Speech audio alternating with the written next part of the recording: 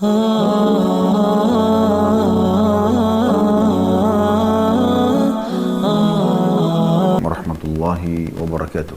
Alhamdulillah, selalu saja lisan kita memuji Sang Pencipta Allah atas segala nikmat yang dilimpahkan kepada kita. Dan juga selanjutnya kita panjatkan salawat dan taslim kepada utusan Allah Nabi besar Muhammad sallallahu alaihi wa ala alihi wa sahbihi wasallam, sebagaimana Allah telah memerintahkan kita untuk mengucapkannya. Semoga saja teman-teman sekalian seluruh amal saleh yang pernah kita kerjakan diterima oleh Allah SWT dengan pahala yang sempurna, serta juga seluruh dosa-dosa yang pernah kita lakukan dimaafkan dan diganti dengan kemahamuran Allah menjadi pahala dengan izinnya. Dan juga semoga sisa umur kita semuanya berisikan amal-amal saleh dan kita meninggal di atas Islam dan iman. Allahumma amin. Tema kita pada siang ini teman-teman sekalian tentang masalah saudaraku inilah rahasia rezekimu. Dan ini tema yang cukup panjang ya, kalau ingin dibahas mungkin berhari-hari pun tidak akan selesai kalau kita membahas masalah rezeki. Tapi coba kami simpulkan di poin-poin penting. Ini pun juga poin-poinnya sangat padat tentang apa itu rezeki dan kiat-kiat apa agar bisa seseorang di antara kita selalu mendapatkan rezeki dari Sang Pencipta Allah Subhanahu wa taala. Yang pertama teman-teman sekalian, kita harus pahami rezeki itu bukan sebatas duit atau uang saja ataupun harta. Kita harus memahami lebih luas makna rezeki itu, karena semua yang mencakup kebutuhan seseorang untuk melalui kehidupan di muka bumi ini, bahkan di akhirat sana, diistilahkan dengan rezeki. Anda diberikan kesehatan, sebuah rezeki. Anggota tubuh Anda juga bisa berfungsi, mata bisa melihat, telinga bisa mendengar, dan yang lainnya juga bisa berfungsi, ini juga rezeki. Anda masih diberikan umur, rezeki. Anda masih diberikan makanan, minuman, rezeki. Dan juga termasuk Anda mendapatkan harta benda, ya rezeki. Nah, cuma kebanyakan orang, dia mengurung makna rezeki di materi saja. Sehingga pada saat dia sehat, namun mungkin secara ekonomi dia biasa saja atau miskin, dia menganggap dirinya tidak mendapatkan rezeki. Atau misal, dia hanya makan hari itu makanan yang menurut dia biasa saja. Dia berharap yang lebih baik, dan dia melupakan bahwa itu adalah bagian daripada rezekinya. Ya. Dan seterusnya, semua itu makna rezeki. Dan rezeki itu sangat luas. Sekali lagi saya katakan, di dunia kebutuhan kita, kalau terpenuhi namanya rezeki. Ya. Dan juga di akhirat, maksudnya orang ke dalam surga, selamatnya dari neraka, ini juga adalah rezeki yang luar biasa. Ya. Jadi ini terkait satu sama yang lainnya. Baik, kita akan bahas teman-teman sekalian, rezeki secara global ini dalam beberapa ayat-ayat Al-Quran yang perlu Anda renungi tentunya, supaya Anda tidak perlu lagi mencari rezeki itu kepada selain Allah Subhanahu wa taala, terutama kita seorang muslim ya. Kita coba buka surah Az-Zariyat, surah nomor 51 ayat 56 sampai 58. Surah Az-Zariyat, surah nomor 51 ayat 56 sampai 58, saya akan bacakan. A'udzu billahi minasyaitonir rajim. Bismillahirrahmanirrahim. Wa ma khalaqtul jinna wal insa illa liya'budun. Ketahuilah kata Allah, aku tidak menciptakan jin dan manusia. Kita ada di muka bumi ini terus turun-temurun, dari bayi, kemudian anak-anak dan remaja, kemudian menikah, kemudian tua, kemudian meninggal dunia. Itu kecuali semuanya hanya untuk beribadah kepadaku. Lalu Allah mengatakan, itu ayat 56-nya, ayat 57-nya, ma uridu minhum min rizqin wa ma uridu an yut'imun. Aku tidak menghendaki rezeki sedikit pun dari mereka, kata Allah. Dan aku tidak menghendaki supaya mereka memberiku makan. Nah, jadi Allah Subhanahu wa taala sini menyebutkan kalau mereka pun ibadah, sholat, puasa dan mengerjakan semua ketaatan, Allah tidak butuh balasan apa-apa dari semua itu. Allah tidak butuh rezeki, artinya makna rezeki tadi yang sangat luas itu, ya, bukan hanya sekedar harta. Lalu Allah menjelaskan di ayat 58, dan ini inti daripada penyampaian masalah rezeki. Innallaha huwar razzaqu dzul quwwatil matin. Sesungguhnya Allah dialah zat yang maha pemberi rezeki, yang mempunyai kekuatan lagi sangat kokoh. Artinya tidak akan pernah habis stoknya. Allah tidak akan pernah memutus hambanya kalau mereka meminta. Bahkan ada yang tidak diminta pun diberikan. Seperti kasus sekarang, kita menarik nafas, bernafas ini kita tidak minta kepada Allah SWT. Allah sudah kasih. Anda bisa melihat layar Anda sekarang, mata kita menangkap cahaya sehingga kita bisa melihat, ini juga sebuah rezeki. Anda bisa mendengarkan sekarang suara saya, sebuah rezeki. Ya, telinga Anda masih berfungsi. Mungkin tangan Anda masih memegang handphone dan coba membuka juga ayat-ayat Al-Quran yang kami sebutkan tadi di aplikasi Al-Quran, juga sebuah rezeki. Berfungsinya jari-jari kita semuanya. Ya. Hati kita tersentuh, pikiran kita mulai mencerna dan akhirnya berpikir, ini juga rezeki yang luar biasa. Ya. Dan Allah tidak akan pernah berhenti memberikan rezeki hamba-hambanya. Anda tahu ayat kursi. Ya. A'udzu billahi minasyaitonir rajim. Allahu la ilaha illa huwal hayyul qayyum. Ya, hayyul qayyum. Ini Al-Baqarah surah nomor 2 ayat 255. Ayat kursi yang masyhur Anda dianjurkan baca selepas salat, Anda dianjurkan baca di zikir pagi petang, membaca pada saat merasa tidak tenang hati, pada saat mau tidur kita membaca ayat kursi. Artinya Allah yang tidak ada Tuhan yang berhak disembah kecuali Dia, yang maha hidup dan terus menerus mengurus makhluknya, memenuhi kebutuhan-kebutuhannya. Bukan cuma kita manusia, jin, bukan cuma jin juga, hewan-hewan, tumbuh-tumbuhan. Ya, dari segala sesuatunya diberikan rezekinya. Dari kita masih di kandungan ibu kita, di dalam kantong air, dan saya terus ya sampai hari ini teman-teman masih merenungi bagaimana bayi bisa hidup dalam sebuah kantong yang penuh dengan air dan dia bisa hidup. Terlebih lagi saat-saat menjelang mau melahirkan atau lahir, bagaimana kepalanya sudah di bawah ya. Kita bayangkan kalau kita berada di sebuah kolam, ya, berenang pun kalau kepala kita yang lebih dalam ke bawah dibandingkan kaki, itu jauh lebih ada tekanan air sebenarnya. Dan itu sulit sekali untuk bernafas, tapi Allah mudahkan. Dan Allah jamin rezekinya selama 9 bulan. Apapun yang diminum dan dikonsumsi oleh ibunya, dari vitamin, makanan, nutrisi umumnya, maka akan sampai kepada dia saripatinya dengan hikmah Allah subhanahu wa ta'ala. Oleh karena itu teman-teman sekalian, Allah menjamin semua itu. Dan kita harus menyadari masalah ini. Dan dalam masalah ini teman-teman sekalian ada sebuah ceramah yang pernah saya dengarkan ya, dari salah satu dosen di Ummul Qura. Beliau bernama Dr. Muhammad dan beliau mengatakan ada seorang teman, dia bilang menghubungi saya, dia bilang gitu ya, dia menceritakan orang ini butuh modal, butuh melunasi utangnya, intinya dia sangat butuh sekali. Kemudian dia telepon Dr. Muhammad lalu dia mengatakan, saya butuh sekali rezeki, ajarkan kepada saya doa, mungkin saya bisa baca. Kata Dr. Muhammad, lalu saya teringat tiba-tiba, terlintas pada saat lagi telepon, kita sekilas begitu saja tentang ayat ini. Az-Zariyat 56-58. Ya. Wa ma khalaqtul jinna wal insa illa liya'budun. Aku tidak ciptakan jin dan manusia kecuali untuk menyembah kepadaku. Ma uridu minhum rizqi wa ma uridu minhum an yut'imun. Aku tidak pernah, kata Allah, mengharapkan balasan rezeki dari mereka dan tidak berharap mereka berikan makan. Innallaha war-razzaqu dzul quwwatil matin.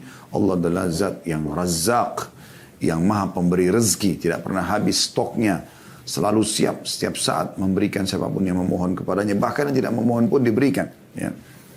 Dan mempunyai kekuatan dan sangat kokoh, artinya tidak akan pernah ada yang bisa menolak apapun yang Allah berikan kepada hambanya, tidak ada yang bisa menahan itu. Lalu orang itu, kata Syekh Muhammad, saya ajarkan kepada dia, coba baca dalam doamu, ya Razzaq dzul quwwatil matin, wahai zat yang pemberi rezeki yang sangat mempunyai kekuatan dan sangat kokoh, berikanlah aku rezeki, urzukni. Kata orang itu, baiklah, kemudian dia amalkan. Kalau tidak salah ya, saya sudah cukup lama dengan ceramah itu, kalau tidak salah dia mengatakan, sebulan setelah itu atau beberapa waktu setelah itu, saya ditelepon kembali orang tersebut, dia mengatakan, jazakallahu khairan, razaqani ar-razzaq dzul quwwatil matin bimilyon rial. Artinya, semoga Allah membalas Anda dengan kebaikan. Orang itu bilang kepada Dr. Muhammad ya, sesungguhnya aku telah diberi rezeki oleh Razzaq, sifatnya Allah tadi ya dalam Al-Quran. Zat yang maha pemberi rezeki, dzul quwwatil matin, yang sangat punya kekuatan dan sangat kokoh. Saya dikaruniai dengan 1 juta rial. Ya. Ini salah satu yang berhubungan dengan ayat ini saja. Tentu ayat ini tidak, walaupun tidak dihubungkan dengan kisah Dr. Muhammad tadi, siapapun ya bisa mengamalkan dengan diikuti dengan keyakinan. Kemudian teman-teman sekalian, kita lihat dalam ayat-ayat Al-Quran agar kita menyadari tentang masalah rezeki ini. Anda bisa buka juga di dalam surah Ar-Rum, ya, surah nomor 30 dalam Al-Quran ayat 40. Ya. Anda bisa buka di aplikasi supaya bisa baca terjemahannya sekalian ya. Dan kita banyak membaca ayat Al-Quran di sini.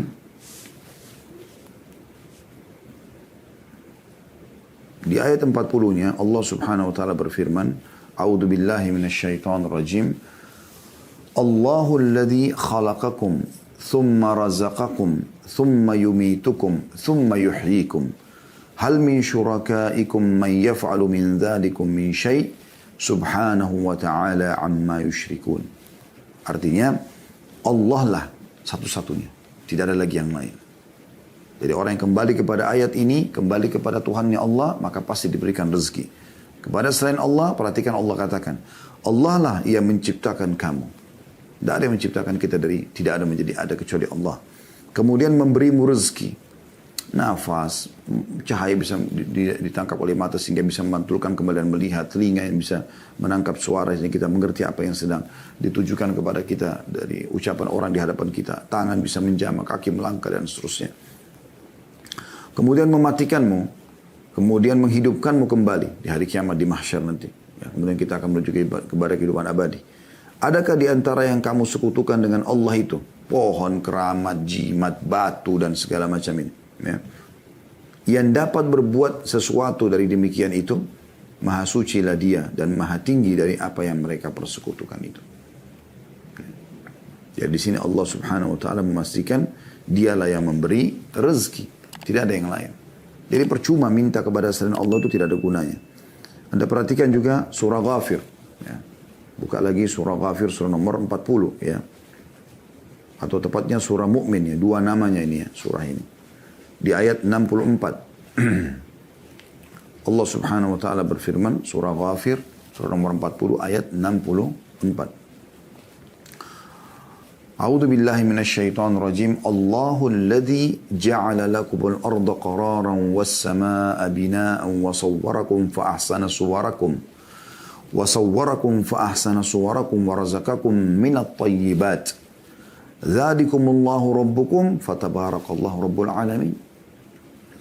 Allah lah yang telah menjadikan bumi bagi kamu tempat menetap. Menghampar sekarang.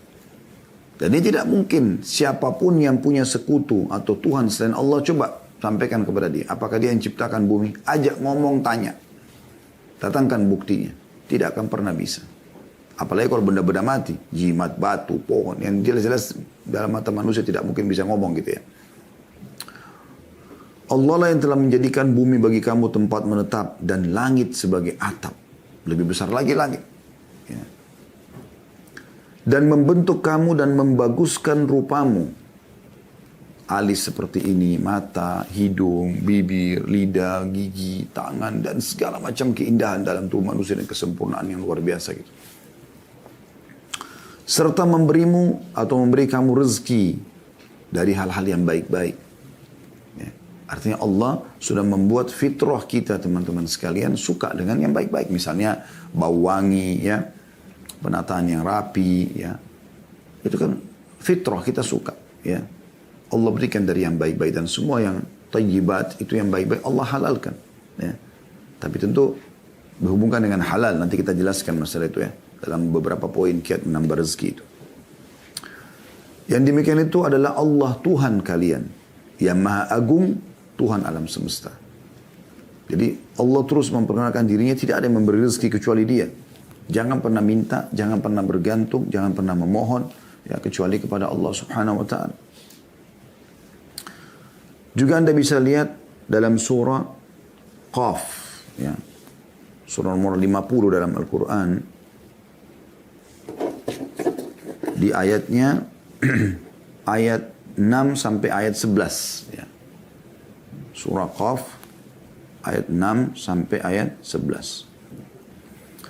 Allah menyebutkan, A'udzu billahi minasyaitonir rajim. Afalam yanzuru ila as-sama'i fawqahum kaifa banaynaha wa zayyanaha wa ma laha min furuj. Maka mengapa mereka tidak melihat ke langit yang ada di atas mereka? Bagaimana kami meninggikannya dan menghiasinya dan langit itu tidak mempunyai retak sedikit pun. Allah mengajak kita berfikir. Jangan minta kepada selain Allah. Apalagi patung seperti orang-orang zaman jahiliyah dulu di Mekah. Ya, zaman sekarang pun masih ada orang seperti jahiliyah. Minta-minta pada patung. Minta-minta pada jin, syaitan. Melalui para dukun-dukun. Minta-minta pada jimat, pohon. Ya. lautan, matahari, bintang, bulan, semua ini makhluk. Allah mengatakan itu. Coba pikir baik-baik. Mengapa mereka tidak melihat ke langit di atas kepala mereka? Bagaimana kami meninggikannya? Bagaimana kami menghiasinya dengan bintang-bintang, dengan matahari, dengan bulan?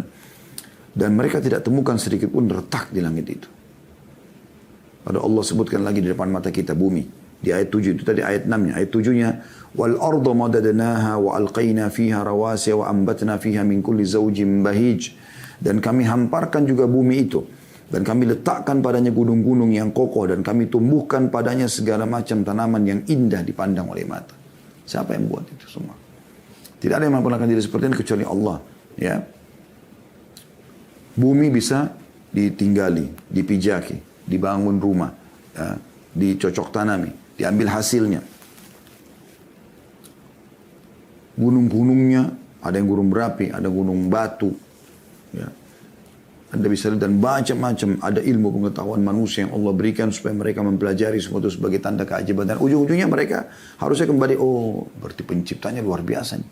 Sampai begini komposisinya, ya, sampai begini ukurannya, sampai begini kekokohannya, lebarnya dan seterusnya. Allah mengatakan, ya, ayat 8-nya, tabsiratan wa dzikra likulli 'abdin munib, untuk menjadi pelajaran dan peringatan bagi tiap-tiap hamba yang kembali mengingat Tuhannya. Mau mengenal Tuhannya, nah kembali kepada itu. Ya. Jadi jangan minta kepada atasan, jangan minta kepada mertua, orang tua, minta kepada Allah. Allah akan menggerakkan mereka untuk memberikan kebutuhan Anda. Kemudian ya, Allah sebutkan di ayat 9-nya, وَنَزَّلْنَا مِنَ السَّمَاءِ مَاءً مُبَارَكًا فَأَنْبَتْنَا بِهِ جَنَّاتٍ وَحَبَّ الْحَصِيدَ. Dan kami turunkan dari langit air yang banyak manfaatnya, hujan. Shower di kamar mandi Anda kira-kira bisa menyala tanpa ada yang menyalakan? Atau mungkin ada shower itu tanpa ada yang memasangnya? Kan tidak mungkin. Begitu juga air hujan yang turun dari langit. Bagaimana bisa air hujan turun dengan derasnya, ukurannya, ya kadarnya, kemudian waktunya, berapa lama. Tanpa ada yang mengaturnya. Allah mengatakan, dan kami yang turunkan air dari langit itu. Yang banyak manfaatnya. Lalu kami tumbuhkan dengan air itu pohon-pohon dan biji-biji tanaman, ya, yang diketam. Jadi banyak yang tumbuh, akhirnya bisa berbuah-buahan, bisa menampung air hujan turun dari langit supaya tidak banjir. Ya, kita tahu ada penghijauan, ada hutan, bagaimana para pemerintah di muka bumi ini juga menjaga ya, supaya jangan sampai hutan-hutan gundul dan seterusnya. Lalu Allah mengatakan di ayat 10-nya, وَالنَّخْلَ بَاسِقَاتٍ لَهَا تَلْعُنْ نَضِيدَ. Dan pohon kurma, perhatikan baik-baik, yang tinggi-tinggi dan mempunyai mayang yang bersusun-susun. Satu tangkai itu banyak sekali, bisa sampai ratusan butir, ya, bahkan ribuan butir kurma. Ya, itu Allah jadikan sebagai tanda-tanda kebesarannya. Dan di sini Allah berikan gambaran kurma, karena kurma buah dari sekian ratus jenisnya, ada beberapa jenis kurma kering yang bisa bertahan sampai tahunan, ya, tidak rusak. Nah, tidak ada buah mungkin seperti ini. Ini manfaatnya sangat besar buat kesehatan. Lalu tentu kita tidak jabarkan ini karena ada bahasan sendiri masalah manfaat kurma. Anda bisa lihat di bahasan kami tentang Tibbun Nabawi atau penguatan Nabawi, insya Allah sudah ada di YouTube ya. Tapi inti bahasan ayat 11-nya, Allah mengatakan semua itu rizqan lil ibad wa ahyayna bihi baldatan maytan kadzalika al-khuruj. Semua itu rezeki bagi hamba-hamba kami untuk kami berikan supaya untuk kebutuhan mereka. Dan kami hidupkan dengan air itu tanah yang mati atau kering, seperti itulah terjadi kebangkitan. Di sini kita bisa lihat bagaimana Allah Subhanahu wa taala menitik beratkan masalah itu. Nah, rezeki ini teman-teman sekalian, yang perlu digarisbawahi, rezeki ini bukan ada rezeki yang datang kepada kita tanpa kita punya upaya. Seperti tadi saya sebutkan, oksigen yang kita hirup, yang ditangkap cahaya oleh mata kita, ya, suara yang ditangkap oleh kuping. Ini kesehatan kita, bangun kita sudah sehat bisa beraktivitas. Ini tanpa kita minta pun Allah sudah kasih. Termasuk nyawa, ya, kehidupan kita di muka bumi ini sampai batas ajal yang sudah Allah tentukan. Ya. Jadi ada beberapa rezeki memang yang sampai kepada kita. Kita minta atau tidak minta ada dikasih oleh Allah Subhanahu wa taala. Ada rezeki teman-teman yang tidak sampai kecuali kita memang harus berusaha. Ya. Inilah pernyataan Imam Ahmad rahimahullah pada saat beliau menjelaskan tentang sebagian orang yang duduk manis kemudian dia mengatakan saya duduk saja nanti rezeki saya akan datang. Yang dimaksud sini adalah masalah harta ya. Pendapatan harta, pekerjaan, mungkin kalau kita sekarang pendidikan, jodoh, ya pernikahan. Dengan dia duduk, dia nggak mau, sudah nanti rezeki saya akan datang sendiri. Ini yang beliau mengatakan, ini adalah kebodohan yang nyata. Dan Umar bin Khattab pernah memukul dan menghardik orang-orang, mengusir dari masjid. Pada saat ditanya, kalian ngapain di sini? Mereka bilang, kami sedang bertawakal kepada Allah. Ya, kami menunggu rezeki kami. Maka kata Umar, kalian mengatakan menunggu rezeki sementara kalian tahu bahwasanya Allah tidak mencatatkan langit menurunkan atau menghujankan emas dan perak, keluarlah dan cari rezeki di luar sana. Sufyan ats-Tsauri rahimahullah, seorang ulama tabi'in, juga pernah berkata seperti itu kepada orang-orang yang duduk di masjid. Lalu ditanya oleh Sufyan rahimahullah, habis sholat Jumat kalian ngapain di sini? Masjid haram duduk. Mereka mengatakan kami al-mutawakkilun 'ala Allah, kami bertawakal kepada Allah. Udah kami duduk aja begini, nanti ada rezeki datang ya sudah datang, kalau enggak ya enggak gitu. Maka kata Sufyan tadi bukan begitu memahaminya. Kan harus keluar cari. Allah suruh kita mencari. Ya. Dalam surah Jum'ah kan Allah sebutkan begitu. فَإِذَا قُضِيَتِ الصَّلَاةُ فَانْتَشِرُوا فِي الْأَرْضِ وَابْتَغُوا مِنْ فَضْلِ اللَّهِ. Kalau selesai sholat Jumat, maka menyebarlah kalian di muka bumi. Lalu cari rezeki itu. Suruh cari. Ya. Jadi kita kalau ada rezeki-rezeki seperti kita mau punya pendidikan, ijazah supaya kita punya kedudukan di masyarakat, kita bisa mengajar, kita bisa menggunakan ijazah itu untuk bekerja, kita harus sekolah kan. Kita harus sekolah, mendaftar dulu, ada upaya. Kemudian kita ikut kuliah atau kita ikut sekolah, kemudian kita lulus dengan nilai yang bagus dan seterusnya berhubungan dengan masalah itu. Begitu juga Anda mau bekerja, tidak bisa Anda duduk di rumah lalu nanti pekerjaan datang sendiri. Tidak, Anda harus keluar. Begitu juga dengan jodoh, Anda menikah dulu saya, nanti jodoh saya datang sendiri. Nggak bisa, Anda harus ikhtiar. Ya.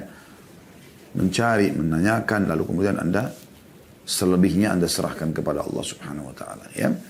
Jadi rezeki itu kalau saya gambarkan ibarat ini coba mudah memahami saja ya. Ibarat pohon, ada buahnya yang berjatuhan, ada buahnya yang bergelantungan. Kalau buah yang berjatuhan ini Anda tinggal pungut, selesai Anda dapatkan. Sekian tadi oksigen Anda tinggal hirup. Ya, mata tinggal cahaya tinggal ditangkap oleh mata, telinga tinggal ditangkap oleh kuping dan seterusnya lah. Ya. Ya, mungkin ini panjang sekali kalau kita rincikan. Intinya itu contoh-contohnya. Dan ada rezeki, ada buah yang Anda naik pakai tangga untuk mengambil buah itu. Ya. Jadi sudah kita kasih contoh-contohnya. Anda mau punya ijazah sekolah, Anda mau punya jabatan, Anda mau menikah, ya. Anda mau mengembangkan, mau lebih banyak lagi pendapatannya. Memang ini harus dengan upaya ya. Seperti kita misalnya sudah S1, ngajar di kampus, ya. Gajinya misalnya 5 juta. Lalu saya berpikir saya ingin gaji lebih besar, ya. Bagaimana caranya? Oh, kalau orang S2 di kampus, kalau kita bicara lingkup jadi dosen misalnya. Orang kalau S2 gajinya lebih besar. Tadi kalau S1 ini contoh saja, misal 5 juta. Kalau orang S2 gajinya 7 juta. Kalau orang S3 gajinya 9 juta atau 10 juta. Kalau orang profesor bisa lebih banyak gitu kan. Maka kita kemudian berupaya untuk lanjutkan pasca sarjana. Sekolah S2, sekolah S3 gitu kan. Nah ini memang upaya. Jadi kita memperbanyak pendapatan kita dengan upaya gitu. Allah SWT memberikan sesuai dengan upaya hambanya gitu kan. Kemudian juga orang yang bekerja, misalnya orang buka restoran, orang buka satu unit usaha apa. Kemudian dia ingin kembangkan. Maka dia berusaha, dia pelajari. Kemudian sampai dia bisa membuka cabang yang lain. Dan seterusnya. Sampai ada orang, Masya Allah, Tabarakallah, Allah mudahkan sampai seluruh dunia dia punya ya cabang-cabang usahanya. Allah berikan taufik. Kenapa? Karena dia berusaha. Padahal sebenarnya dia manusia seperti kita. Punya 2 mata, punya 2 telinga, dia punya waktu 24 jam, dia tidak lebih daripada itu. Sama dengan kita. Tapi kenapa mereka bisa? Karena mereka berusaha. Ya. Mereka berusaha. Dan ini yang dimaksud dengan makna ayat tadi. Ya. Kemudian juga teman-teman sekalian, kita akan masuk kepada poin yang mungkin kalau saya bisa bahasakan inti daripada bahasan kita, yaitu tentang masalah kiat-kiat mempertahankan dan memperbanyak rezeki. Insya Allah saya akan sebutkan tidak kurang dari 19 poin, tapi kita coba ringkaskan, ya, karena ini setiap poin pun cukup panjang bahasannya. Tapi saya akan coba memberikan, mudah-mudahan teman-teman sudah bisa menyiapkan pena dan kertas untuk menulis, kalaupun menulis ya, insya Allah itu akan banyak manfaatnya. Kiat yang paling pertama, teman-teman sekalian, yang harus kita fahami adalah syukur. Syukur, ya. mensyukuri nikmat yang Allah berikan. Tidak akan pernah bertambah sebuah nikmat tanpa syukur. Ya. Dan ingat, tolok ukur melihat nikmat itu adalah dengan pandangan agama. Jangan pernah mengikuti hawa nafsu Anda. Ini penting sekali. Ya. Karena banyak orang, karena dia mengikuti hawa nafsunya, maka dia melihat makanan misalnya depan matanya belum mencapai target yang dia inginkan, maka dia tidak syukuri. Padahal sebenarnya itu sebuah nikmat. Ya. Kita renungi dulu dalil-dalilnya, baru kita akan coba berikan beberapa contoh berhubungan dengan masalah ini. Misalnya yang pertama, teman-teman sekalian, Anda lihat surah Ibrahim, surah nomor 14 dalam Al-Quran. Ini ayat yang sangat masyhur ya. Ayat 7-nya, surah Ibrahim, surah nomor 14 ayat 7. A'udzu billahi minasyaitonir rajim. Wa idh ta'adzana rabbukum la in syakartum la azidannakum wa la in kafartum inna azabi lasyadid. Ingatlah, maksudnya pelajarilah, ya. Katakanlah Tuhanmu memaklumkan atau menyampaikan, mengikrarkan, dan juga Allah menetapkan sebagai sebuah peraturan. Sesungguhnya jika kamu bersyukur pasti, ya, aku akan tambah, dan jika kamu mengingkari dalam kurung nikmatku, maka sungguhnya siksaku amat pedih. Anda bisa lihat di sini bagaimana Allah Subhanahu wa taala menekankan masalah itu, syukur. Dan kalimat syukur itu alhamdulillah, sederhana sekali. Tidak mengambil energi, tidak mengambil banyak waktu. Dan perlu Anda aplikasikan syukur itu dalam realita. Ya. Seperti misalnya, selain lisan kita bersyukur, hati kita meyakini, kita juga realitakan itu. Maksudnya, misalnya kita diberikan makanan, kita juga berbagi pada orang. Ya. Kita coba berbagi, itu sebagai tambah penyempurnaan terhadap syukur tersebut. Makin Anda berbagi dengan orang lain, maka makin terbuka pintu-pintu rezeki itu. Itu bentuk aplikasi syukur. Ya. Karena banyak orang selalu cuma mau menerima, cuma mau ditraktir, ya.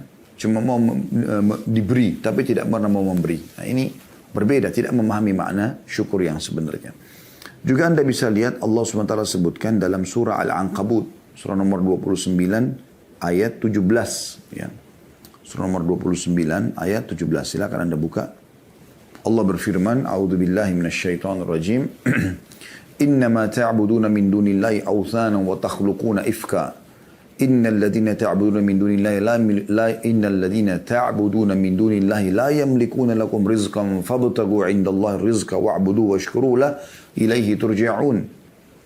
Artinya sungguhnya apa yang kamu sembah selain Allah itu adalah berhala. Tidak ada manfaatnya. Kuburan, patung, jimat, pohon, apalah selain daripada Allah. Berhala. Ya. Dan kalian buat-buat itu dengan dusta. Bohong. Oh, ini punya kekuatan, ini bisa memberikan rezeki, ini bisa menyembuhkan penyakit. Dusta besar. Ya. Allah mengatakan itu. Ya. Kalau itu semua ifka, kedustaan. Orang-orang Mekah begitu. Mereka bawa patung, yang uniknya mereka yang datangkan batu itu, mereka yang pahat, mereka yang ukir, mereka yang bentuk matanya, hidungnya, mulutnya, mereka yang warnain, mereka yang kasih nama, lalu mereka panggil Tuhan. Ini kebodohan yang luar biasa, gitu kan? Berapa banyak orang juga begitu dalam sholat. Iyyaka na'budu wa iyyaka nasta'in. Hanya kepadamu kami menyembah, hanya kepadamu kami minta tolong. Habis salam, minta pada kuburan di sebelah masjidnya. Lalu mana komitmen tadi Anda katakan hanya kepadamu, hanya kepadamu? Imam Nawawi rahimahullah mengatakan, aku heran melihat orang-orang yang meminta-minta pada kuburan. Padahal sebenarnya dalam kuburan itu orang seperti dia yang sudah jadi tulang belulang. Kalau kita yakin kuburan orang soleh itu bisa memberikan manfaat kepada kita, kenapa kita tidak yakin kepada pencipta dia, pencipta tanah dan batu nisan itu adalah Allah yang lebih mampu. Dan Allah Al-Hayyul Qayyum, zat yang maha hidup dan terus-menerus mengurus makhluknya. Itulah yang dilakukan oleh para sahabat Nabi Ridwanullahi alaihim. Sendal mereka putus, mereka angkat tangan ke langit mengatakan, Ya Allah, berikan aku rezeki. Minta kepada Allah. Apapun Allah menyuruh kita manja kepadanya. Minta. Makanan, minuman, apa saja. Dalam sebuah hadis qudsi riwayat Bukhari kan begitu. Ya. Kata Allah SWT, wahai anak Adam. Ya. Kalian semua lapar kecuali yang kuberikan makanan. Mintalah makanan padaku. Kalian semua haus kecuali yang kuberikan minuman. Maka mintalah minuman kepadaku. Kalian semua tidak menggunakan pakaian. Kecuali aku berikan, mintalah kepadaku. Allah SWT suruh minta kepadanya. Minta. Allah selalu suruh kita minta, manja kepadanya. Kenapa gak mau? Ya. Tapi banyak orang menipu dirinya sendiri. Bahkan saya pernah ketemu dengan seorang ikhwah. Waktu awal-awal dia hijrah, dia memberikan kepada saya sebuah benda gitu. Benda ini seperti kaca gitu. Tiba-tiba dicelupin di air, lalu kemudian dia bilang, Ustaz coba minum airnya, saya minum. Terus kemudian ditekan tangan saya dari belakang katanya. Saya coba praktekin. Ya. Habis itu dia bilang, lebih ringan kan Ustaz? Saya bilang, akhi, ini kebohongan. Pastikan antum ini membeli barang ini dari orang-orang yang tidak benar. Dari dukun dan seterusnya. Mereka menjual ini. Dia bilang, ya Ustaz, saya beli ini 5 juta. Ya, ini kebohongan. Dibohongi, menipu orang. Allah tidak pernah seperti itu. Allah menyuruh kita memohon kepadanya. Allah menyuruh kita berbagi sama orang lain, lalu Allah berikan kepada kita, iya. Itu iya. Tapi pergi ke dukun-dukun ini semua ifka, kedustaan, kebohongan ini. Dan Allah mengatakan, saya ulangi, sungguhnya apa yang kamu sembah selain Allah itu adalah berhala. Dan kamu berbuat dusta dengan itu. Sesungguhnya yang kamu sembah selain Allah itu tidak mampu memberikan rezeki kepadamu. Tidak akan pernah mampu memberikan rezeki kepadamu. Maka mintalah rezeki itu dari sisi Allah saja. Dan sembahlah dia, tunduk dan patuh kepadanya. Dan bersyukurlah kepadanya. Ya, ini saksi bahasan kita. Ya, hanya kepadanya lah kamu akan dikembalikan. Ini penting teman-teman sekalian. Ya. Kemudian juga bagaimana Allah sebutkan dalam surah Saba. Surah nomor 34 dalam Al-Quran. Tentang negeri Saba. Ya. Itu di ayat 15-nya. Di ayat 15. Allah subhanahu wa ta'ala berfirman. Laqad kana li saba'in fi maskanihim ayah. Jannatani an yaminin wa shimal. Kulu min rizki rabbikum washkuru lah. Baldatun tayyibatun wa rabbun ghafur. Sesungguhnya pada kaum Saba. Orang-orang yang tinggal di negeri Yaman di zaman dulu. Ada tanda-tanda kekuasaan Tuhan di tempat kediaman mereka. Yaitu 2 buah kebun di sebelah kanan dan sebelah kiri mereka. Lalu dikatakan kepada mereka, makanlah olehmu dari rezeki yang dianugerahkan Tuhanmu dan bersyukurlah kepadanya. Nikmati, syukur. Negerimu, kalau kau bersyukur kepada Allah, ya, akan menjadi negeri yang baik, makmur, subur, dan Tuhanmu juga maha pengampun. Artinya kalau ada kesalahan pun Allah masih maafkan. Ya. Ini poin penting untuk kita ketahui teman-teman sekalian. Jadi semua negeri yang selalu menyembah Allah, bersyukur kepada Allah, Allah akan limpahkan rezekinya. Semua negeri yang kufur maksiat kepada Allah, Allah akan datangkan cobaan-cobaan yang akan menahan rezeki-rezeki mereka. Ya. Ini penting untuk digarisbawahi teman-teman sekalian. Bahkan subhanallah kadang-kadang ada hal-hal yang kita anggap bukan rezeki, sebenarnya rezeki dari Allah subhanahu wa ta'ala. Ini sering saya kasih contoh tapi saya ingatkan kembali ya. Seperti misalnya lapar, haus, capek, ya. Banyak orang menganggap ini siksaan. Karena kalau ditanya, apakah kalau mau lapar? Dia bilang tidak mau. Apakah mau haus? Dia bilang tidak. Capek enak nggak? Enggak enak. Ya. Padahal sebenarnya lapar itu teman-teman adalah rezeki dari Allah agar kita bisa merasakan nikmatnya makanan. Ya. Coba kalau Anda kenyang, Anda tidak tahu harus mau makan, Anda tidak tahu nikmatnya makanan itu. Anda cuma tahu, ya sudah, makan saja. Ya. Apa yang mau makan, mau manis, asam, pedas, oke kita pilih. Tapi kalau orang lapar teman-teman, dia tahu bagaimana nikmatnya makanan itu. Ya. Begitu juga dengan orang haus, dia tahu nikmatnya dahaga itu, dia tahu nikmatnya minum. Begitu juga dengan capek. Anda kalau dari pagi sampai malam tidur terus, kemudian malam disuruh tidur lagi, mungkin Anda tidak bisa tidur. Tapi kalau dari pagi sampai malam Anda bekerja, Anda capek sekali. Dan malam Anda istirahat walaupun cuma 2-3 jam, nikmatnya luar biasa. Harusnya mulai sekarang, kalau kita lapar, haus, capek, jangan lagi mengatakan, aduh lapar, aduh haus, aduh capek. Alhamdulillah lapar. Alhamdulillah haus. Alhamdulillah capek. Karena semua itu jembatan untuk merasakan nikmatnya. Atau merasakan besarnya nikmat Allah subhanahu wa ta'ala. Ya. Ini termasuk ya yang perlu diperhatikan. Yaitu masalah kita bersyukur kepada Allah subhanahu wa ta'ala. Ya. Selanjutnya teman-teman sekalian, yang kedua yang harus kita perhatikan, ya, kiat untuk mempertahankan dan menambah rezeki yaitu bersedekah. Nah, ini sebenarnya bentuk aplikasi dari syukur itu dari ucapan syukur ya. Tapi kita bersedekah, keluarkan harta. Biasakan bersedekah. Cintai sedekah ini sebagaimana juga Anda suka dan cinta kalau Anda diberi kepada orang. Jadi suka memberi sebagaimana juga kita suka diberi. Ya, seperti itu kurang lebih gambarannya. Dan ini poin yang mesti digarisbawahi. Karena ini penyebabnya. Penyebab rezeki itu. Perhatikan. Dalam surah Al-Baqarah. Surah nomor 2 ayat 254. Allah subhanahu wa ta'ala berfirman. A'udhu billahi minasyaitonir rajim.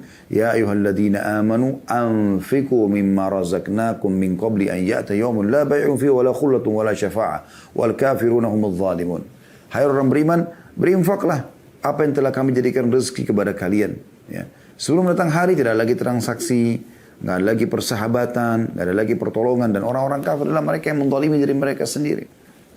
Ya. Apa yang engkau infakkan saudaraku muslim, maka itu menjadi penyebab datangnya rezeki. Ya. Anda bisa lihat juga dalam surah Ibrahim, surah nomor 14, ayat 31 sampai 34. Ayat 31 sampai 34. Ya. A'udzu billahi minasyaitonir rajim. Sekali lagi surah Ibrahim ayat 31 sampai 34. Qul li ibadiyalladzina amanu yuqimus salata wa yunfiqu mimma razaqnahum sirran wa alaniyatan min qabli an ya'tiya yawmun la bay'un fihi wa la khilal. Ini ayat 31-nya ya. Yang artinya, katakanlah kepada hamba-hambaku hai Muhammad yang telah beriman. Tentu orang tidak beriman tidak tersentuh, tapi orang beriman tersentuh. Hendaklah mereka mendirikan sholat, jaga sholatnya, menafkahkan sebagian rezeki atau harta ataupun rezeki yang kami berikan kepada mereka secara sembunyi-sembunyi ataupun terang-terangan sebelum datang hari kiamat. Pada hari itu tidak ada lagi jual beli dan tidak ada persahabatan. Ya. Lalu Allah menjelaskan yang memerintahkan kalian untuk menginfakkan itu supaya Allah gantikan juga ya, itu Allah. Siapa dia? Allah perkenalkan dirinya di ayat 32-nya. Langsung lanjut setelahnya. Allahul ladzi khalaqas samawati wal arda wa anzala minas samaa'i ma'an fa akhraja bihi minats thamarati rizqan lakum wa sakhkhara lakumul fulka litajriya fil bahri bi amri wa sakhkhara lakumul anhar. Allah lah yang memerintahkan kalian berinfak dan menjanjikan akan menggantikan itu. Allah lah yang telah menciptakan langit dan bumi dan menurunkan air hujan dari langit. Kemudian dia mengeluarkan dengan air hujan itu berbagai buah-buahan. Menjadikan rezeki yang dijadikan rezeki untuk kalian. Dan dia telah menundukkan bahtera bagi kalian. Supaya bahtera itu berlayar di lautan dengan kehendaknya. Dan dia telah menundukkan pula bagimu sungai-sungai. Bisa diambil airnya, bisa diambil ikannya, bisa diambil perhiasannya dan segala macam. Ayat 33-nya. وَسَخَّرَ لَكُمُ الشَّمْسَ وَالْقَمَرَ saya ulangi, وَسَخَّرَ لَكُمُ الشَّمْسَ وَالْقَمَرَ دَائِبَيْنِ وَسَخَّرَ لَكُمُ اللَّيْلَ وَالنَّهَارِ. Dan dia juga telah menundukkan pula bagi kalian matahari dan bulan. Matahari terbit pagi hari itu benar malam, maghrib. Bulan keluar malam gitu kan. Itu semua ditundukkan. Dan terus menerus beredar dalam orbitnya. Dan telah menundukkan bagimu juga malam dan siang. Malam istirahat, siang untuk beraktivitas. Ayat 34-nya. وَآتَاكُمْ مِنْ كُلِّ مَا سَأَلْتُمُوهُ وَإِنْ تَعُدُّ نِعْمَةَ اللَّهِ لَا تُحْصُوهَا إِنَّ الْإِنسَانَ لَظَلُومٌ كَفَّارٌ. Dan dia telah memberikan kepadamu keperluanmu dan segala apa yang kamu mohonkan kepadanya. Dan jika kamu menghitung nikmat Allah, tidaklah dapat kamu menghitungnya. Nah, sesungguhnya manusia itu sangat zalim dan sangat mengingkari nikmat Allah. Mungkin ada pertanyaan muncul di sini di benak Anda. Ustaz, Allah bilang, ya, Allah telah memberikan semua yang kita minta. Wa atakum min kulli ma sa'altumuh. Tapi masih ada permintaan saya yang belum Allah kasih, Ustaz. Saya jawab begini. Yang Allah kasih kepada Anda jauh lebih banyak. Dan yang belum Allah kasih 1-2 masalah saja. Buktinya, bukan karena tiap hari lapar. Apa yang Anda katakan teman-teman sekalian? Lapar. Tiba-tiba otak kita berpikir mau ke restoran mana, mau makan apa. Dan mudah kita dapatkan. Tinggal korek kantong kita, keluarkan uang, gesek ATM, selesai. Kita bisa makan. Dan tiap hari itu, tiap hari. Anda sekarang umurnya berapa tahun? 30, 40, 50, 60 tahun? Hah? Tiap hari Anda makan. Kalau tidak, kalau Anda tidak makan, mungkin Anda sekarang sudah tidak hidup. Bukankah tiap hari kita haus? Kita cuma mengatakan haus. Tiba-tiba terpikir di benak kita, minum nih. Minum es teh manis kah, es jeruk, minum apalah, hangat, dingin, ya terserah kita. Kita tinggal minum. Dan tiap hari kita bisa gonta-ganti minuman, makanan, mau kopi, mau teh dan segala macam. Ya.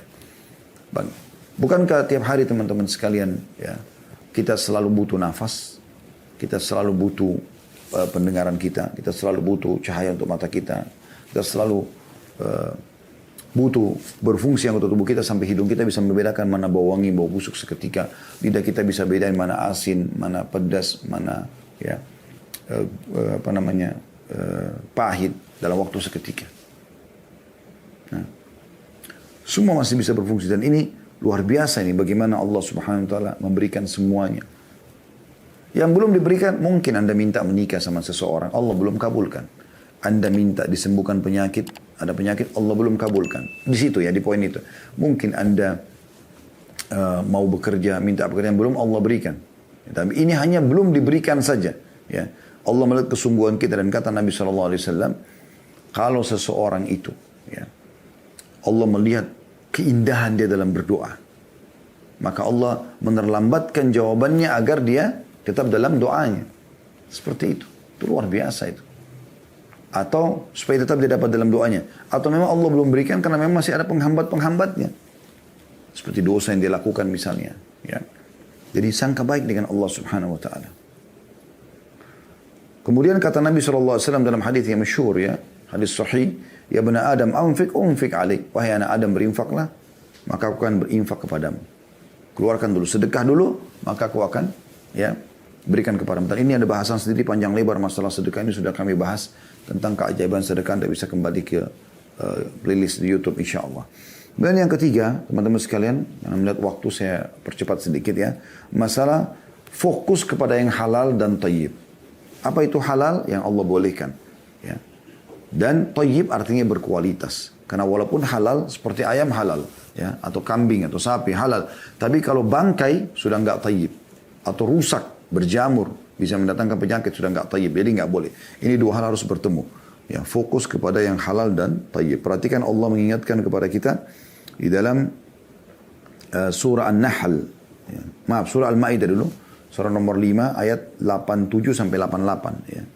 Surah nomor 5 Al-Ma'idah ayat 87 sampai 88. Yang bunyinya, A'udzubillahi minasyaitonirrajim.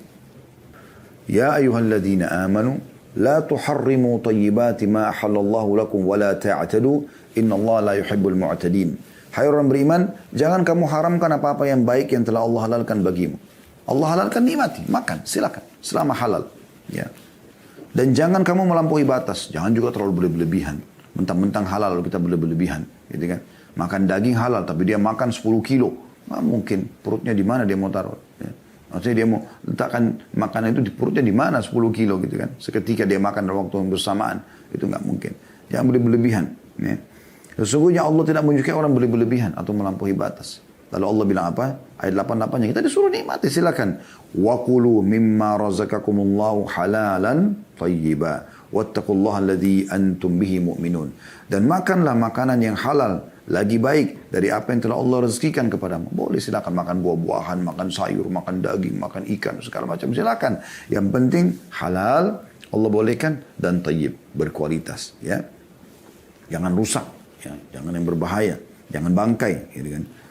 Dan bertakwalah kepada Allah yang kamu beriman kepadanya, yang kamu beriman kepadanya, ya. Kemudian juga dalam surah An-Nahl surah nomor 16 juga Allah Subhanahu wa taala mengingatkan kepada kita di ayat 114-nya ya. A'udzu billahi minasyaitonir rajim. An-Nahl 114 ya. Faqulu mimma razaqakumullahu halalan thayyiban washkuru ni'matallahi in kuntum iyyahu ta'budun. Maka makanlah yang halal lagi baik dari rezeki yang telah diberikan ke Allah kepadamu dan syukurilah nikmat Allah itu jika kamu hanya kepadanya saja menyembah. Ya. Jadi kita disuruh makan yang halal dan thayyib, boleh silakan. Ya. Bahkan pernah saya kasih contoh, kalau seandainya Anda masuk ke dalam satu supermarket, Anda mau beli jadi sebuah, misalnya apel. Apel kualitas A harganya misalnya 200.000 per kilo. Apel kualitas B harganya 100.000. Anda punya kemampuan, Anda bisa beli. Beli aja yang A, nggak apa-apa. Dengan niat mensyukuri nikmat Allah SWT. Asal tidak berlebih-lebihan tadi. Bahkan Anda bisa mendapatkan pahala kalau Anda mau menikmati itu. Karena Nabi SAW mengatakan dalam sebuah hadis yang dihasankan oleh para ulama, Inna Allaha yuhibbu an yara athara ni'ami ala abdi. Ya. Sesungguhnya Allah suka melihat bekas nikmatnya pada hambanya, gitu kan. Jadi Allah suka melihat kalau kita pakai baju yang bagus, makan yang enak, penampilan yang rapi. Allah suka lihat itu, tapi tidak berlebihan, dan sumbernya adalah halal dan thayyib. Yang keempat teman-teman sekalian, memperbanyak istighfar dan taubat kepada Allah Subhanahu wa taala. Ini juga sudah kami pernah jelaskan materi khusus ya 1 jam lebih itu tentang masalah keajaiban istighfar. Ini luar biasa gitu. Ya, jadi usahakan jangan pernah luput istighfar ini dari lisan kita. Dan kita mengambil dalil surah Nuh, surah nomor 71 ya, dalam Al-Quran. Anda bisa lihat ayat 10 sampai ayat 12. A'udzu billahi minasyaitonir rajim. Ya. Bagaimana Nabi Nuh berkata kepada kaumnya, faqultu astaghfiru rabbakum innahu kana ghaffara. Dan aku berkata kepada kaumku agar mereka memohon ampun kepada Tuhan, sesungguhnya Dia Maha Pengampun. Apa manfaatnya? Apa manfaatnya kalau orang beristighfar kepada Allah? Apa bukannya dengan rezeki Ustaz? Perhatikan ayat 11-nya. Allah mengatakan, yursilis sama alaikum midrara. Niscaya Dia akan mengirimkan hujan kepadamu yang lebat. Maksudnya hujan yang bermanfaat, bukan hujan yang mendatangkan masalah ya. Sampai seorang badui mengatakan, ya, siapapun yang ingin menjadi tetangga kami, maka hendaklah dia memperbanyak istighfar. Karena istighfar adalah hujan lebat yang menyuburkan tanah-tanah kami. Kemudian ayat 12-nya, Allah mengatakan manfaat istighfar, wa yumditkum bi amwalin wa banina wa yaj'al lakum jannatin wa yaj'al lakum anhara. Dan akan memperbanyak dengan istighfar itu harta juga keturunan ya, atau anak-anak, dan mengadakan untukmu kebun-kebun, juga mengadakan pula di dalamnya untukmu sungai-sungai. Ya. Lalu Allah ingatkan, kalau kita tambahkan ayatnya, saya tambahkan 13 ya. Dan beberapa ayat setelahnya ini perhatikan baik-baik. Allah mengatakan, malakum la tarjuna lillahi waqara. Mengapa kamu tidak percayakan kebesaran Allah? Apa yang menghalangimu untuk minta hanya kepada Allah? Waqad khalaqakum atwara. Sementara Dia telah menciptakanmu dengan beberapa fase, tingkatan. Dari sperma ketemu sama sel telur, gumpalan darah, gumpalan daging, dan seterusnya sampai jadi manusia. Ya. Lalu Allah mengatakan di ayat 15-nya, alam tara kaifa khalaqallahu sab'a samawatin tibaqa. Tidakkah kalian lihat bagaimana Allah menciptakan 7 lapis langit bertingkat-tingkat? Kenapa masih ragu? Ayat 16-nya, wa ja'ala al-qamara fihinna nuran wa ja'ala asy-syamsa siraja wa ja'ala asy-syamsa siraja. Dan Allah menciptakan padanya bulan sebagai cahaya dan menjadikan matahari sebagai pelita. Wallahu ambatakum minal ardi nabata. Dan Allah menumbuhkan kamu dari tanah dengan sebaik-baiknya. Thumma yu'idukum fiha wa yukhrijukum ikhraja.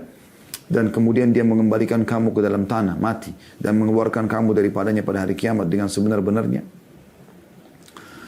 Wallahu ja'ala lakumul arda bisata. Dan Allah yang telah menjadikan untukmu bumi hamparan. Wa litasluku fiha subulan fijaja. Agar kamu menjalani jalan-jalan luas di bumi itu. Ya. Jadi ini semua manfaat istighfar yang luar biasa. Dan ini bahasanya panjang ya, tapi perbanyak istighfar teman-teman sekalian. Ini sudah pernah kami jelaskan, masalah ini panjang lebar sekali. Bagaimana Hasan Basri rahimahullah didatangi oleh 3 orang. Yang satu sudah lama nggak punya anak. Ya. Kemudian sudah ikhtiar tapi belum punya anak. Yang satu punya penyakit belum sembuh-sembuh. Yang satu sudah lama bekerja tidak pernah kaya-kaya. 3-tiganya datang lalu minta petunjuk. Hasan Basri hanya mengatakan perbanyak istighfar. Perbanyak ya. Bukan cuma istighfar, perbanyak. Ya, perbanyak istighfar itu. Maka Hasan Basri, orang-orang itu pulang lalu Hasan Basri ditanya rahimahullah. Kenapa anda cuma mengatakan perbanyak istighfar? Mungkin yang satu tadi butuh tabib atau obat, yang satu mungkin butuh modal, ya. Karena yang satu, 2 orang kan punya penyakit, satu tidak punya keturunan, yang satu sudah lama kena penyakit di perut tapi tidak sembuh gitu. Ini butuh tabib, butuh obat. Yang satu mungkin yang tadi mau menjadi orang kaya butuh modal atau butuh dipandu kepada satu program ya kerja gitu kan. Maka dia mengatakan, bukankah Allah berfirman, lalu dia membacakan surah Nuh ayat 10 sampai 12 tadi. Ya, dan Nuh berkata kepada kaumnya, istighfarlah kalian kepada Tuhan kalian, maka Dia akan menurunkan hujan yang lebat dari langit dan memperbanyak untuk kalian harta dan juga keturunan, gitu kan. Sebagaimana sudah dijelaskan tadi. Kemudian yang kelima teman-teman, bertakwa kepada Allah SWT. Artinya patuh kepada Allah dalam setiap keadaan. Dan ini Anda bisa lihat dalam surah At-Talaq ya, surah nomor 65 dalam Al-Quran. Ini banyak sekali manfaat orang bertakwa, dan ini sudah kami jelaskan panjang lebar di di masalah bekal dunia akhirat. Anda bisa kembali kepada playlist YouTube kami. Anda bisa klik, cari judulnya Bekal Dunia Akhirat. Kami bahas panjang lebar tentang masalah takwa di situ, definisinya dan semua dalil-dalil berhubungan dengan masalah. Tapi Anda bisa lihat bagaimana masalah takwa ini Allah jelaskan dalam surah At-Talaq ya. Di ayat 2-nya surah nomor 65, A'udzubillahi minasyaitonir ayat yang masyhur ya. "Wa may yattaqillaha yaj'al lahu makhraja." Siapa yang bertakwa kepada Allah, Allah akan berikan kepadanya makhraja, jalan keluar dari semua permasalahannya. Ya. Kemudian ayat 3-nya, "Wa yarzuqu min haitsu la yahtasib." Dan akan diberikan rezeki dari tempat tidak disangka-sangka. Ya. Jadi ini jelas Allah memberikan rezeki. Ini saksi bahasan kita di sini. Ya. Jadi orang yang bertakwa kepada Allah. Dan takwa itu artinya patuh. Itu ringkasnya. Bagaimana apa yang Allah perintahkan Anda kerjakan wajib ataupun sunnah. Apa yang Allah larang Anda jauhi haram ataupun makruh. Ya. Yang halal Anda nikmati, yang haram Anda tinggalkan. Ya, saya ringkaskan. Kemudian yang keenam, tawakal kepada Allah SWT. Dan makna tawakal adalah menyerahkan ya, hasil setelah berusaha. Itu tawakal. Dan bedanya dengan tawakul. Tawakul artinya menyerahkan sebelum berusaha. Ya. Pernah ada sahabat begitu datang ke masjid Nabi SAW mau hadir pengajian. Kemudian dia bimbang, ikat nggak sih unta ini? Udahlah nggak usah ikat, tawakkaltu ala Allah. Saya bertawakal kepada Allah. Begitu dia masuk masjid, untanya lari. Akhirnya dia bingung. Dia kejar unta tersebut. Dan unta ini cepat sekali lari dan susah untuk dikejar gitu. Intinya dia tidak dapat untanya. Dia pulang ke masjid, pengajian sudah selesai. Nabi SAW tanya, kenapa kamu? Dia bilang, ya Rasulullah, begini ceritanya. Apa kata Nabi SAW? Iqilha wa tawakkal Allah. Ikat dulu untamu baru kau tawakal. Masa nggak dikunci mobil sama motor sudah tawakal? Ya dicuri. Ya, itu tawakal namanya. Dan Allah menyebutkan masih dalam surah yang sama dalilnya, ya, dalam surah At-Talaq surah nomor 5 ayat 3-nya. Ya, setelah Allah mengatakan wa yarzuqu min haitsu la yahtasib, kembali kepada ayat tadi, Allah memberikan rezeki dari tempat tidak disangka-sangka bagi orang yang bertakwa. Lalu Allah bilang, "Wa may yatawakkal 'ala Allah fa huwa hasbuh." Siapa yang bertawakal kepada Allah, maka Allah jadi pencukup baginya. Dan dalam hadis riwayat Ahmad yang sahih, yang masyhur, kalau kalian bertawakal sebenar-benar tawakul, ya, sebenarnya tawakal kepada Allah, maka Allah akan memberikan kepada kalian rezeki sebagaimana Allah berikan rezeki burung yang keluar di pagi hari, kemudian dia pulang sore hari dalam kondisi perutnya penuh. Dan Imam Ahmad mengatakan, sungguh bodoh kalau ada orang mengatakan, duduk aja nanti rezekinya akan datang, ya. Ya, maksudnya akan bertambah dari jenis rezeki yang kedua yang sudah kita jelaskan ya. Sementara ya Allah mengatakan seperti burung yang keluar di pagi hari dan pulang sore hari dalam kondisi perutnya sudah kenyang. Kemudian teman-teman sekalian, kiat yang ke-7 ya, yaitu silaturahim ya. Jadi jangan lupa hak-hak kerabat teman-teman sekalian, hak-hak kerabat ya. Dan cukup banyak dalil berhubungan dengan masalah ini ya.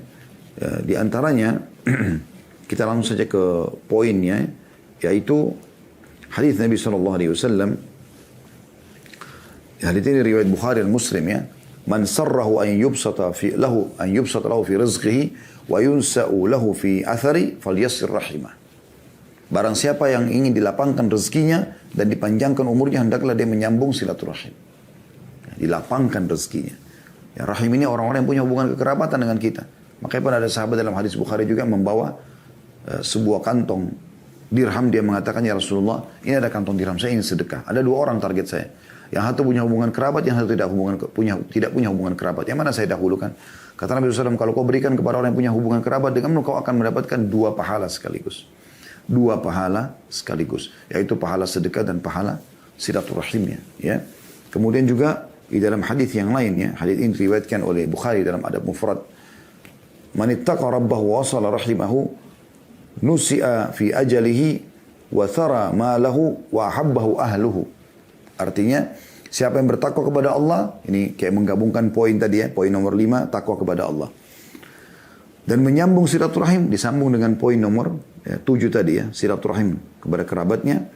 Niscaya umurnya akan diperpanjang dan hartanya akan diperbanyak, serta keluarganya akan mencintainya.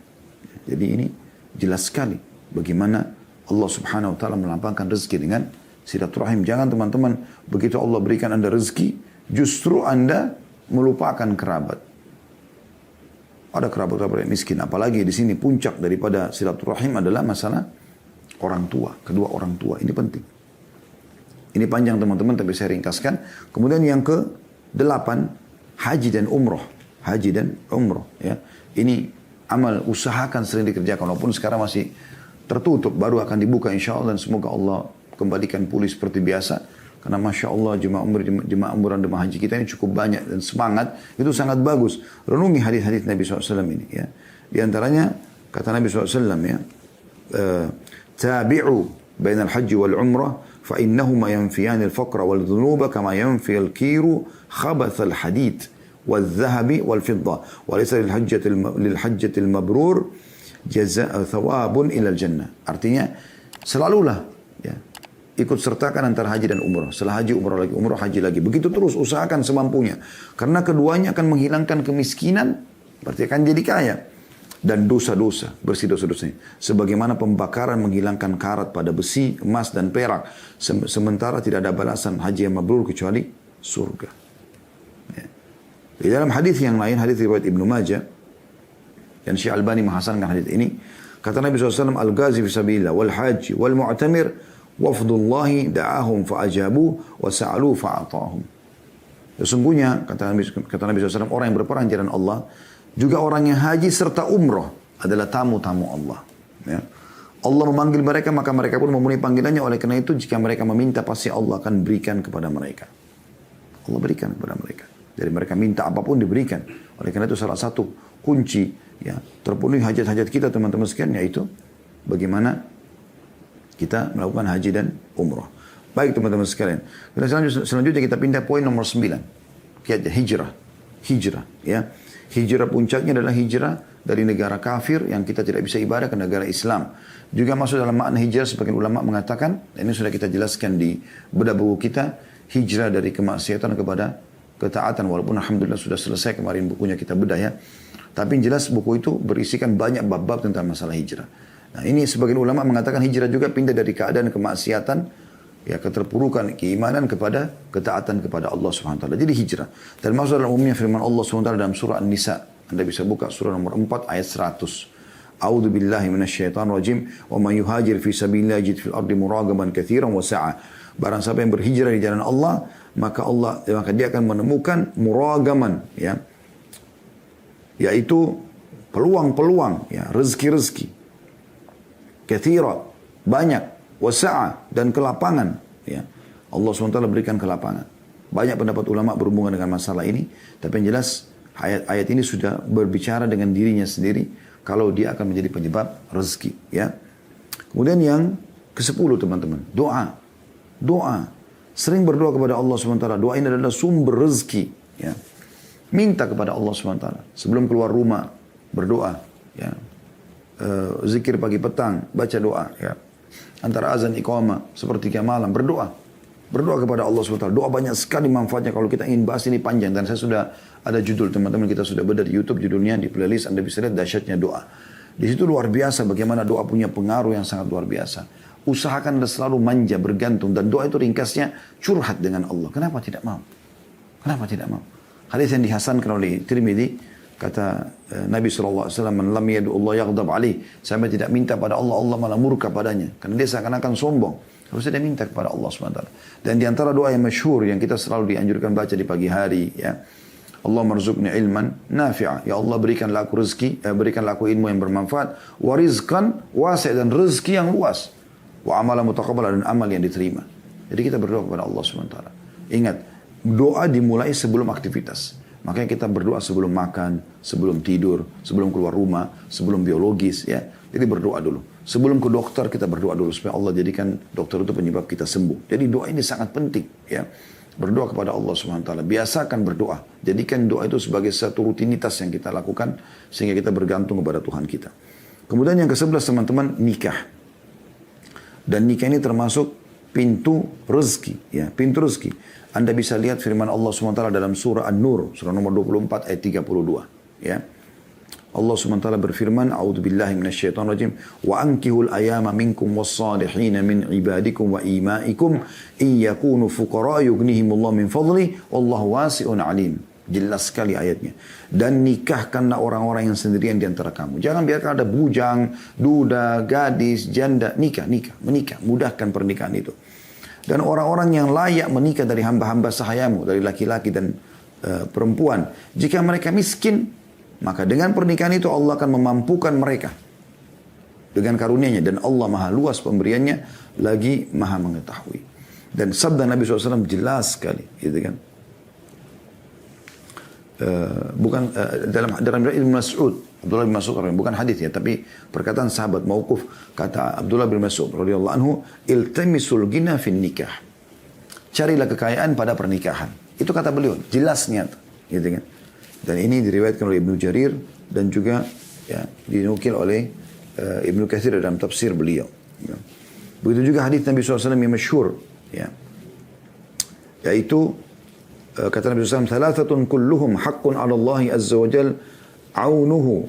Ada 3 golongan yang pasti Allah akan memenuhi kebutuhan mereka. Al-mujahidu fi sabilillah, orang yang jihad di jalan Allah, wan nakihu alladhi yuridul afaf, dan orang yang menikah karena takut ya, terjerumus dalam dosa, maksudnya dia menyelamatkan dirinya. Wal mukatibul ladzi yuridul ada, dan orang budak yang mau bebaskan diri sehingga dia tebus dirinya pada majikannya. Tapi di sini saksi bahasan kita adalah seseorang yang menikah. Ya. Kemudian teman-teman sekalian yang ke-12, menuntut ilmu, belajar. Ya. Ini juga termasuk pintu rezeki tersendiri. Ya.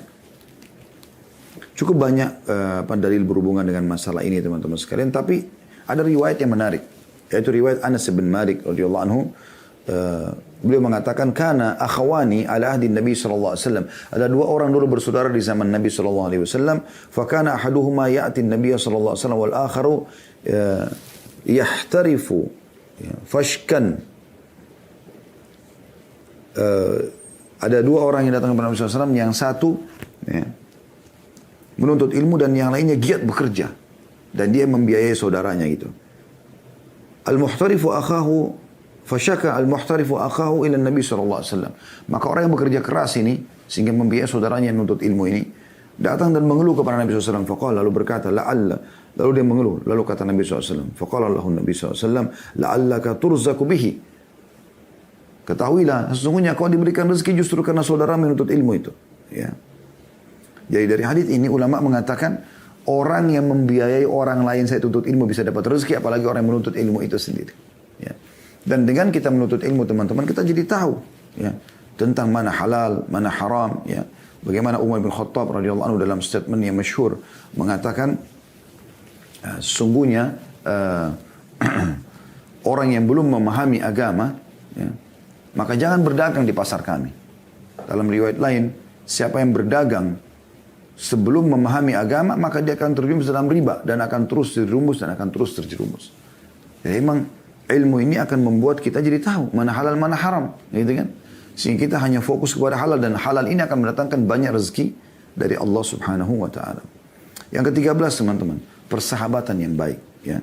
Persahabatan yang baik. Dan ini sudah masyhur sekali, ya. Hadis Nabi SAW, "Mathalul jalisis salih wal jalisus su." Perumpamaan komunitas yang baik, sehat, yang soleh, yang halal, ya, sibuk dengan yang halal, dan komunitas yang buruk, kemaksiatan, kamathali sahibil misk wa kirul haddad. Artinya perumpamannya seperti majelis yang komunitas yang baik ini, yang sehat, yang berprestasi, ya, yang sibuk dengan yang halal, ini seperti penjual minyak wangi. Dan komunitas yang pengangguran, yang malas, ya, ini seperti peniup api, ya, atau pembakar, ya, pandai besi, yang suka membakar, memanaskan besi, ya. Kata Nabi SAW, kalau orang yang memberikan, saya langsung terjemahkan saja, kalau orang yang memberikan, orang yang minyak wangi ini, maka bisa saja kau membeli darinya, atau kau akan mendapatkan bau yang wangi darinya. Jadi salah satunya, kau akan membeli darinya, atau kau akan minimal mendapatkan bau wangi. Dan perumpamaan pandai besi bisa membakar baju badanmu atau bajumu, atau paling tidak kau akan mendapatkan bau yang busuk dari dia. Jadi kalau teman-teman berteman sama orang yang berprestasi, itu akan besar sekali pengaruhnya. Orang yang cerdas dan juara di sekolah, di kampus, Anda akan mirip sama dia. Orang yang berprestasi dalam bisnisnya, punya perusahaan, Anda juga akan seperti dengan dia. Orang yang hafal Quran, orang yang macam-macam, ya, kebaikan-kebaikan, Anda akan mirip dengan dia. Tapi kalau Anda bergaul dengan pengangguran, pemalas, Anda akan sama juga dengan dia. Perhatikan sabda Nabi SAW, "Al-mar'u ala dini khalili, falyanzur ahadukum ila man yukhalil." Seseorang akan sesuai dengan kebiasaan teman karibnya. Ya kan gitu. Oleh karena itu perhatikanlah baik-baik siapa yang jadikan sebagai teman karib. Hadis sahih diriwayatkan Abu Daud dan juga Tirmidzi. Ya, jadi harus hati-hati. Ini penting, komunitas yang sehat. Jadi kalau mau prestasi, cari teman-teman yang berprestasi. Pasti akan seperti itu. Dan kami sudah praktekin itu teman-teman sekalian. Di kampus dulu saya cari teman-teman yang prestasi, saya teman sama mereka. Nilai saya berdekat dengan mereka. Ya. Kalau berteman sama orang yang malas, tidak mau belajar, dan segala, akan sama dengan mereka. Begitu juga dengan pada saat kita tarik kepada hal-hal yang lainnya. Kemudian selanjutnya yang 14, keterampilan, punya keterampilan. Dan juga teman-teman sekalian, inovatif. Dan ini penting ya. Ini penting sekali. Jadi dalam sebuah hadis yang dihasankan oleh para ulama, kata Nabi SAW, Inna Allah yuhibbu min abdin idha amila amalan an yutkinahu. Atau kama qala Nabi SAW. Artinya, sesungguhnya Allah sangat suka dari seorang hamba, kalau dia mengerjakan satu perbuatan, maka dia menguasainya. Ini penting. Ya. Dan ini teman-teman sekalian, harus kita kuasai keterampilan. Dan kata Umar bin Khattab, kuasailah keterampilan. Karena biasanya seseorang di antara kalian membutuhkannya satu waktu. Gitu kan? Dan Umar bin Khattab pernah melihat ada orang tampan, bersih. Kata dia, aku melihat seseorang tampan dan bersih. Pada saat aku tanya, apa pekerjaan yang dikatakan pengangguran, maka jatuh di mataku. Ya. Sudah pernah kita jelaskan juga di tema, kalau Anda mau dengarkan, bisa lihat di playlist YouTube. Katakan ya untuk sukses. Ya. Jadi bagaimana kita dianjurkan. Dan kita di sini teman-teman usahakan selalu punya tatwir, ya, inovatif. Kita berkreasi, kembangkan teman-teman selama itu boleh. Dan Allah SWT akan berkahi selama kita sudah berusaha. Ya. Ini juga poin tentunya. Kemudian poin yang ke-15 teman-teman sekalian, jauhi sifat mengemis. Ya. Berkeluh kesah. Ini penting. Ya. Dan kita harus bekerja teman-teman sekalian. Ya. Tidak boleh membiasakan ya, minta-minta. Dalam sebuah riwayat Imam Ahmad, kata Nabi SAW, Man sa'ala min ghairi fakrin, faka'annama ya'kulul jamr. Siapa yang mengemis, minta-minta pada dirinya, padahal dia tidak fakir, maka seakan-akan dia memakan bara api. Ya. Juga dalam hadis yang lain, diriwayatkan oleh An-Nasai, Tirmidzi, Ahmad, ya. Dan kata Syekh Albani, hadis ini hadis sahih.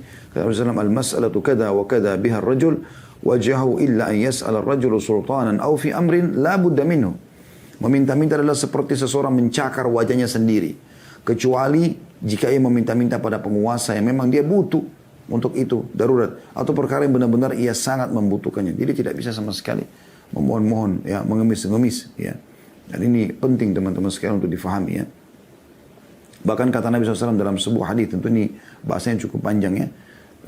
Tidak ada seseorang yang membuka pintu afaf, kemuliaan. Kalaupun dia mau sesuatu, maka dia tawarkan jasanya, dia bekerja. Kecuali Allah bukan pintu kekayaan. Dan tidak ada yang membuka pintu miskin, mengemis, kecuali Allah. Tidak ada yang membuka pintu pengemis, kecuali Allah bukakan pintu kemiskinan. Ya. Kemudian yang ke-16 teman-teman, tidak berputus asa. Ya. Ini salah satu sifat orang beriman, ya. Mereka tidak berputus asa, ya, terhadap apa yang sudah Allah Subhanahu wa Ta'ala. Tidak boleh putus asa, karena Allah SWT melarang kita berputus asa. Dan cukup banyak ayat-ayat Al-Quran yang menjelaskan masalah itu. Seperti misalnya dalam surah Al-Hijr. Anda bisa lihat surah Al-Hijr, ya. Itu di ayat 55 sampai 56. Ya. A'udzu billahi minasyaitonir rajim. Qalu basyarnaka bil haqqi fala takun minal qanitin. Qala man yaqnutu min rahmati rabbi illa dhallun. Mereka mengatakan, kami menyampaikan kabar gembira kepadamu dengan benar, maka janganlah engkau termasuk orang yang berputus asa. Ibrahim lalu berkata, tidak ada yang berputus asa dari rahmat Tuhannya kecuali orang-orang yang sesat. Kata Ibnu Abbas radhiyallahu anhuma, Rasulullah SAW bersabda, syirik kepada Allah, pesimis terhadap karunia Allah, dan putus asa dari rahmat Allah, bagian daripada dosa besar.